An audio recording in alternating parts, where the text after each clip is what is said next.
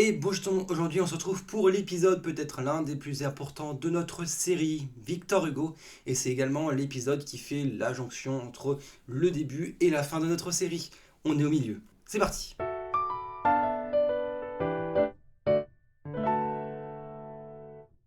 Donc Victor Hugo est né à Besançon le 26 février 1802 et est décédé le 22 mai 1885 à Paris. C'est un écrivain, poète et homme politique français.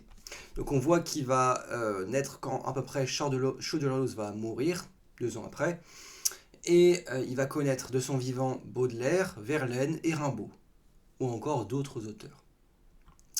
Donc c'est un auteur emblématique du mouvement du romantisme. Donc retenez bien cela, Victor Hugo fait partie du romantisme. Donc Victor Hugo est né dans une famille aisée.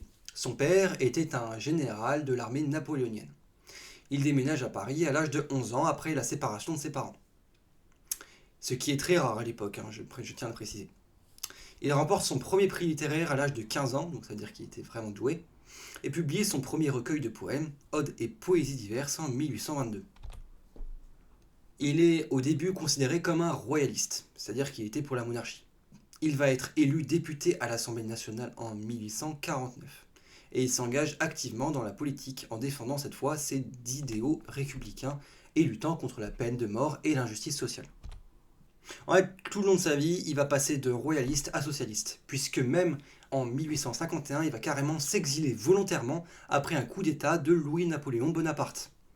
Donc Napoléon III, quoi. Il va vivre en Belgique, sur l'île de Jersey, puis à Guernesey pendant près de 20 ans.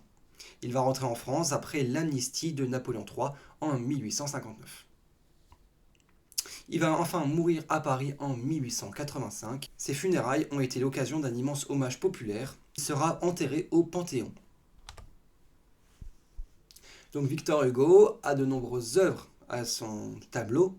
Notre-Dame de Paris en 1831, c'est un roman historique qui a contribué à la sauvegarde de la cathédrale de Notre-Dame. Les Misérables en 1862, donc c'est un roman social majeur qui décrit la misère et l'injustice sociale en France. Les Contemplations, c'est un recueil de poèmes autobiographiques. Hernani, c'est une pièce de théâtre qui provoque une controverse lors de sa première représentation. Ou Les Châtiments, c'est encore un recueil de poèmes qui dénonce cette fois le régime de Napoléon III. Donc on voit qu'il a écrit énormément et dans tout. Des poèmes, des romans, des théâtres. Et à chaque fois, il était très bon. Donc voici un quiz pour vérifier votre connaissance sur Victor Hugo. Premier, Victor Hugo était initialement considéré comme un royaliste. Vrai ou faux? Donc la réponse, comme j'en ai dit avant, est évidemment vraie. Quel est le premier recueil de poèmes publié par Victor Hugo? Odes et poésies diverses, Les Châtiments, Les Contemplations ou Les Misérables?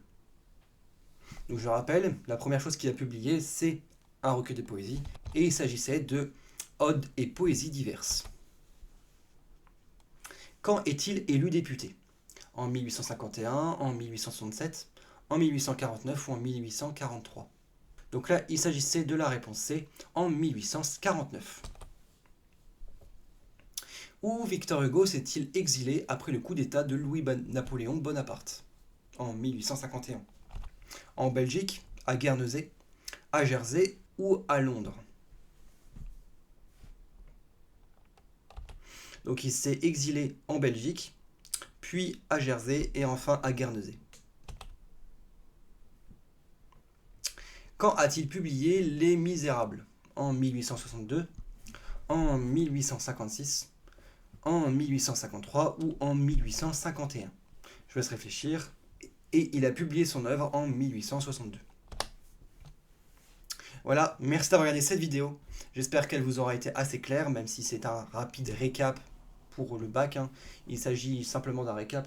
Si vous voulez une version complète, je suis sûr qu'il y en a plein sur YouTube, même si je ne pense pas qu'il est nécessaire de connaître par cœur l'histoire de Victor Hugo.